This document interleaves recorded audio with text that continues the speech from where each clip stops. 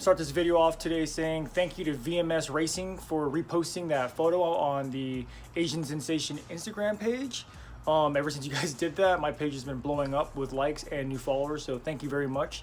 I will definitely now continue to do more business with your products and hopefully show off more stuff that you guys make. So anyway, moving on.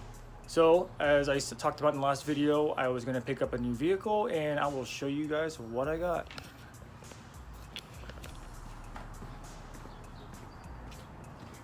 Here it is. Sorry about the parking area, guys, but 91 Integra DA. Clean.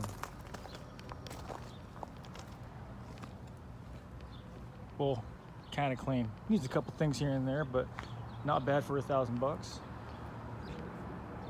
A little walk around. Show you guys the interior real quick.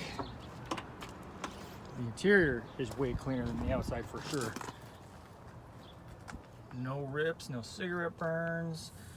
A couple paint chipping on the dash, which isn't too big of a problem. To fix sunroof.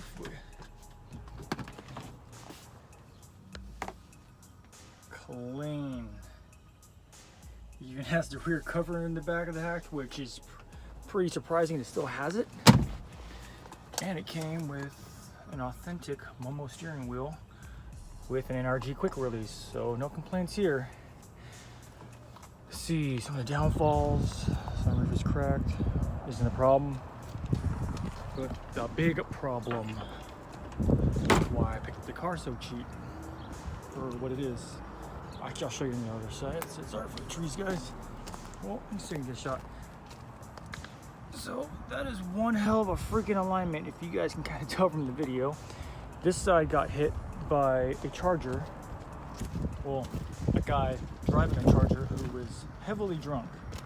This car was parked when it got hit, and this wheel hit the curb of the sidewalk, and as you can see, it's bent.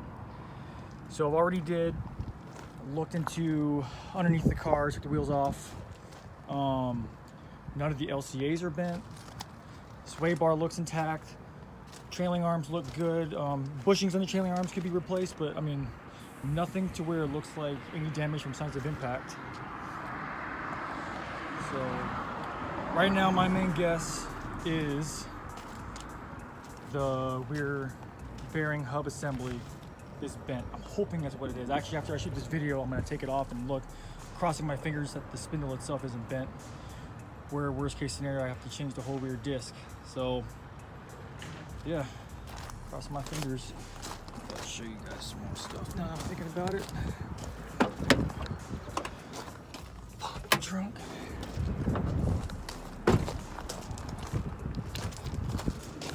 Yeah, I just couldn't pass this up, guys. Oh yeah, shocks are gone. This thing's heavy as hell. And trunk, the interior. I think there's a...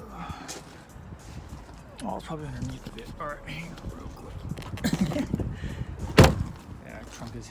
Well, not the trunk itself, I guess you could say just that whole hatch windshield is heavy as balls. Okay. Then show you guys what's underneath. So here's another cool reason, $1,000 bucks. So as you can see here, it's about $236,000 on the chassis.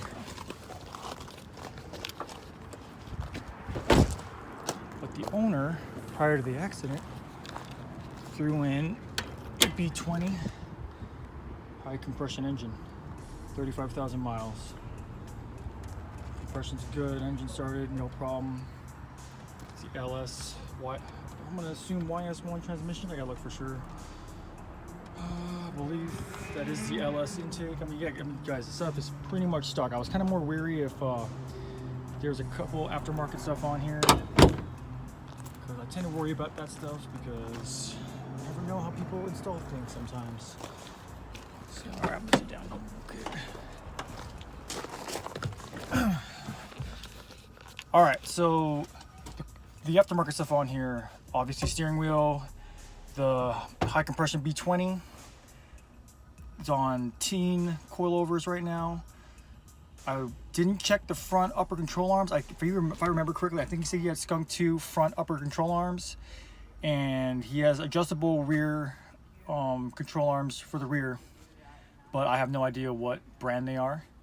Other than that, stock exhaust, stock sway bar, and I think that's pretty much it. Just alignment adjustment parts and coilovers.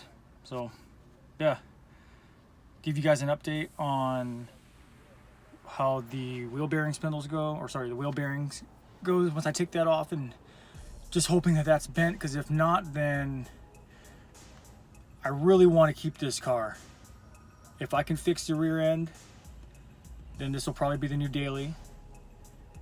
And if it's not, pretty much if I got to replace the whole rear trailing arms and stuff, because it is rear discs back there as well, I'm more than likely just gonna take the motor out of here and whatever else I need to convert the Accord hatchback to B series as well as fuel injected.